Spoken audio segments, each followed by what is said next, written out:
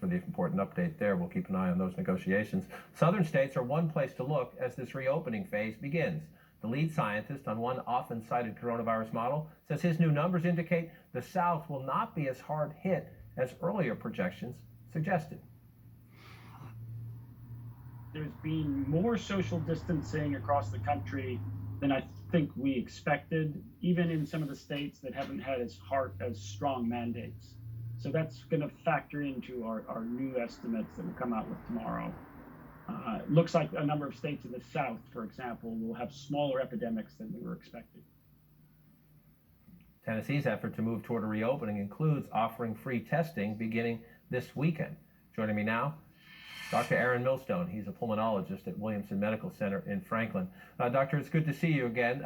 Just take us to your state. The last time we talked, Tennessee was spiking up. Tennessee does appear, we can show you some southern states. I'll put them up on the screen here, Tennessee among them.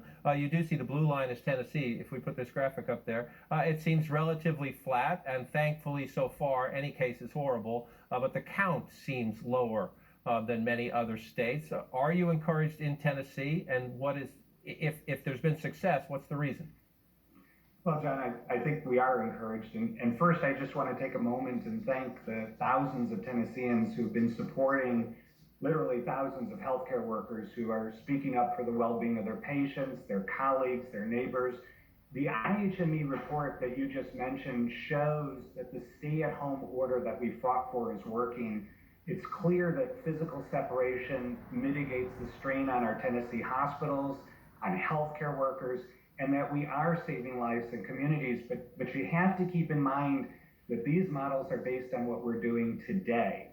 Physical separation, stay-at-home orders. If we change what we're doing today, then what the models predict also changes. And in fact, Vanderbilt University Medical Center just last week released a model that showed if you ease up on our stay-at-home mandate, that you could predict thousands of hospitalizations in the month of May. So the bottom line is we have to keep what we're doing in place, and we have to reopen judiciously and methodically. Well, that is going to be the debate in the weeks ahead, especially in states where you have governors more inclined to follow the president's lead when he says, let's do this as quickly as possible. But even your governor, I want you to listen here, Governor of Tennessee, the governor of Louisiana, say, before we do anything else, or as we think about anything else, we need to have more testing.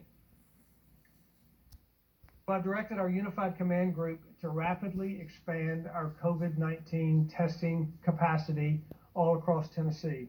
Our clinical understanding of COVID-19 is changing rapidly. We need to ramp up this capacity as quickly as possible.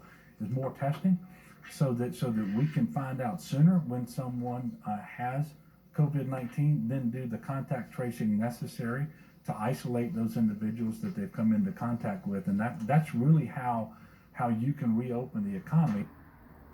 This has been, Dr. Millstone, one of the giant questions. Do you actually understand the scope of the infection in your state, or are you blind because of the lack of testing? Are you in a better place now?